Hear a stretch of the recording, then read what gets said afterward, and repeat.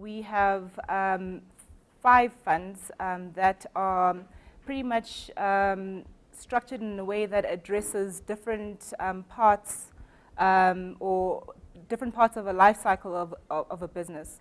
So the initial phase would typically be starting out your business. We have a fund named entail Fund. It's got products that seek to target particularly that part of the life cycle. So we start off with providing startup financing. We also have franchise financing, which is typical to individuals who are entering the business space for the first time. Also have procurement financing, which speaks to individuals who are also entering the business space for the first time, but through a contract that's been secured and requiring that contract to be financed so that it can be implemented. And then as you move along to the part where a business is typically starting to grow or reaching its maturity, there you then have the Umnotho Fund addressing the various challenges that businesses experience in that space. Specifically, those are funding for the purpose of expanding, so expansion capital. We also provide acquisition capital in that particular fund, and new venture capital. So that's typically entrepreneurs who are somewhat seasoned but have new ideas that they'd like to put forward in the market, but have the necessary studies in place to support them. And we have the third fund, which is called the Rural and Community Development Fund. The differentiator in that particular fund, so its products aren't drastically different to from the initial 2 funds mentioned. Its differentiator is really trying to facilitate funding for communities and co-ops, and hence its name being the Rural and Community Development Fund. And our final fund is called the Strategic Projects Fund.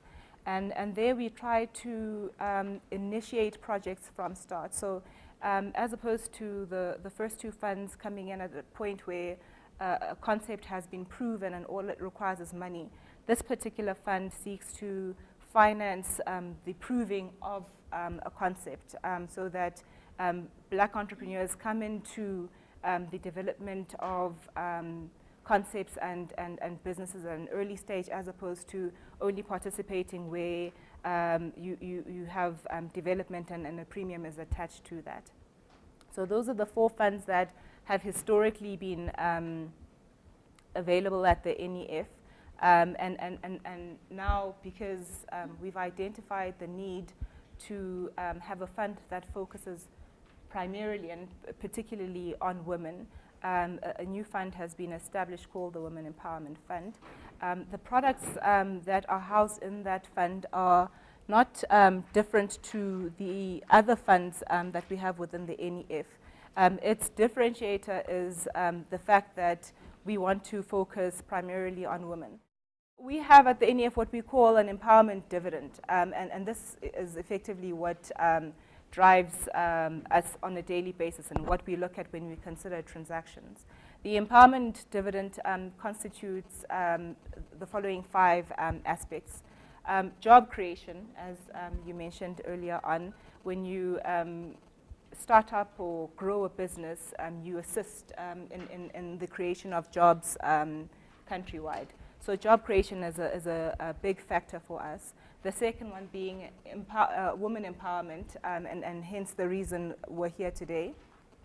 The third aspect is the broad-basedness of the institutions that you try to finance. So how far is the money reaching? We try to avoid situations where you have lump sums of money that only reach a few individuals, but rather to have those sums reaching a broader base of people. The fourth aspect is sector focus. We try to align ourselves with government policies, so the likes of the NDP, IPAP, and so forth, because those policies have particularly identified sectors which can, over time, firstly grow our economy and grow our economy,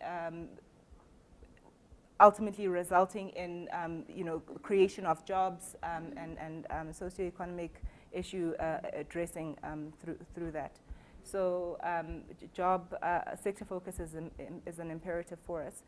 The last element is around geographic spread, as we call it. We try to ensure that the funds reach the entire country. So we give more appreciation to transactions that occur outside of the economic hub that Gauteng is.